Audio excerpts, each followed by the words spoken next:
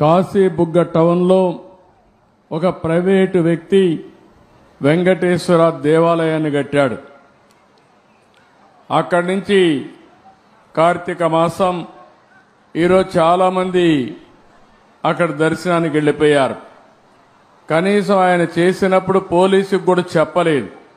చెప్పుంటే police protection పెట్టి ఎక్కడికక్కడ కంట్రోల్ చేసేవారం.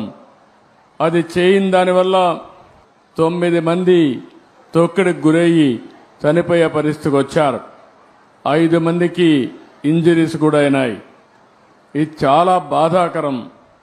నేను ప్రతి ఒక్క ప్రాణాన్ని కాపాడుకోవాలని అనేక ప్రయత్నాలు చేస్తా ఉంటే కొంతమంది ప్రైవేటు వ్యక్తులు ఇలాంటి కార్యక్రమాలు చేయడం చాలా బాధాకరం.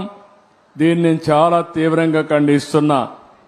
రాష్ట్రంలో అందరికి కూడా విజ్ఞప్తి చేస్తున్నా, మన ప్రాణం చాలా ముఖ్యం. ప్రాణాలు కాపాడుకోవాలంటే మనం కూడా ఒక బాధ్యతగా ఉంటే తప్ప ఓసారి వెళ్ళిపోవడం, ఎక్కువ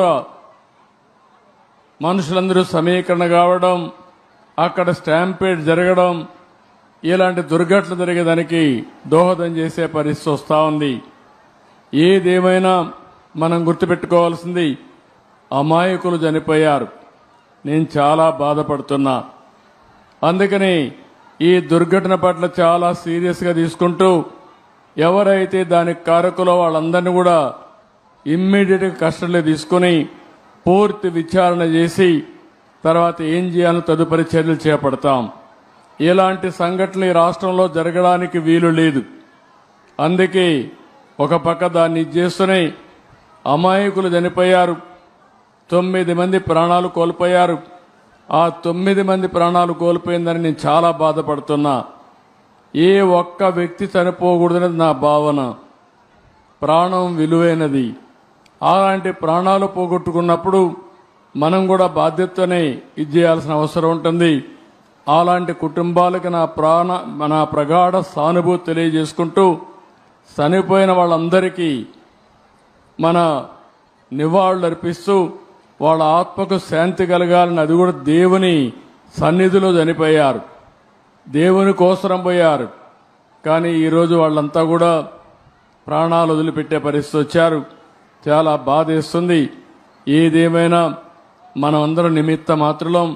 ఓసారి సంఘటనలు జరుగుతాయి. జరగకూడదని ఎన్ని ప్రయత్నాలు చేసినా కొన్ని సంఘటనలు జరుగుతున్నాయి. నేను ఆ విషయాలను కూడా మీతో మళ్లీ మాట్లాడతాను. కాశీబుగ్గలో జరిగిన సంఘటన పట్ల దిగ్భ్రాంతిని వ్యక్తం చేస్తూ చనిపోయిన వారి పట్ల నా ప్రగాఢ సానుభూతి తెలియజేసుకుంటూ వారికి ఆత్మశాంతి కలగాలని భగవంతుని మనస్ఫూర్తిగా ప్రార్థిస్తూ ఇక్కడే అందరూ కూడా లేచి 2 నిమిషాలు మౌనం పాటించాల్సిందిగా మిమ్మల్ని అందరినీ కోరుతున్నా.